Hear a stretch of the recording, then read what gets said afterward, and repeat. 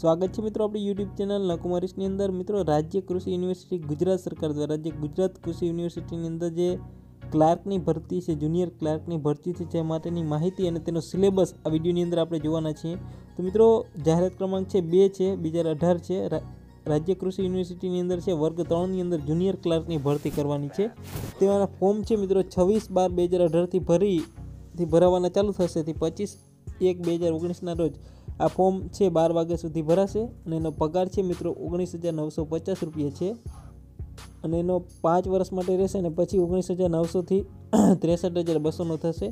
એમાં આણંદ, જુનાગઢ, નવસારી અને સુરેન્દ્રનગર એટલે કે દાંતીવાડાની અંદર જે ભરતી છે એમાં 60, 97, 32 અને 59 એવી ભરતી છે અને મિત્રો એમાં 19,950 માં 12 પાસ માટે જે 18 થી 33 વયની ઉંમર છે તે એલિજિબલ ગણાશે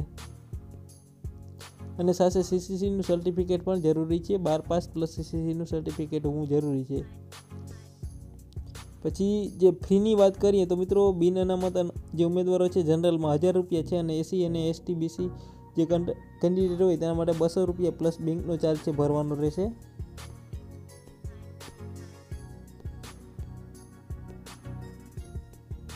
અને જે એસસીબીસી માટે જે 5 વર્ષની અનામત માટે જે 5 વર્ષની છૂટછાટ છે તે મળવાપાત્ર છે। અને બીજું મિત્રો વાત કરીએ તો સિલેબસની આમાં જે કસોટી છે મિત્રો એ 200 માર્કનું પેપર લેવાનું છે। તો આપણે ખાસ કરીને સિલેબસની અંદર જે સ્પર્ધાત્મક કસોટીને ભાગ 1 અને ભાગ 2 ની અંદર આની કસોટી લેવાની છે। તેમાં ભાગ 1 માટેની જે OMR છે ની સિલેબસની વાત કરીએ તો ગુજરાતનો ઇતિહાસ અને સંસ્કૃતિ એની અંદર 25 માર્કનો આવી જશે। ગુજરાતનો ઇતિહાસ અને સંસ્કૃતિ છે એમાં ગુજરાતનો ઇતિહાસની અંદર છે ગુજરાતનો ઇતિહાસ આવશે એમાં 25 માર્કનો આવશે। પછી ગુજરાતી વ્યાકરણ છે તેની અંદર પણ 25 માર્ક આવશે અને અંગ્રેજી વ્યાકરણ છે તેનો પણ 25 માર્કનો। તો મિત્રો આમ જોવા જોઈએ તો બિન સચિવાલય ક્લાર્કને લગતો જ આ સિલેબસ છે મિત્રો અહીંયા આપેલો છે। એમ માનીએ તો બિન સચિવાલય ક્લાર્કની તૈયારી કરતા હો તો તમારે આ ક્લાર્કની તૈયારી એમાં કાંઈ ફેરફાર પડશે નહીં। 200 માર્કનું પેપર છે। ભારત અને ગુજરાત વર્તમાન બનાવ એટલે કે કરંટ અફેર અને એપ્ટિટ્યૂડ ક્વોન્ટિટી એટલે કે કરંટ અફેર છે તે આવશે આમાં।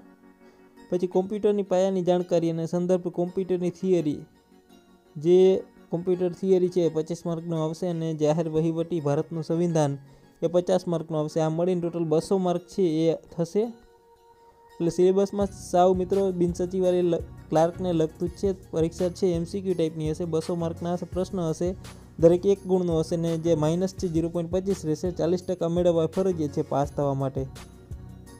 ભાગ 2 ની વાત કરીએ તો મિત્રો ગુજરાતી ટાઈપિંગ છે 20 માર્કનું છે, અંગ્રેજી ટાઈપિંગ છે 20 માર્કનું છે અને કોમ્પ્યુટરને ઉપનગી પાયાની જાણકારી હોય એમાં જે પ્રેક્ટિકલ કસોટી છે એની અંદર 60 ગુણ આપેલા છે એટલે કે 60 ગુણની છે। એમાં તમારે એક્સેલની સીટું, માઇક્રોસોફ્ટ વર્ડ, પાવરપોઈન્ટ એની સીટું રહેશે, એમાં 100 ગુણની રહેશે।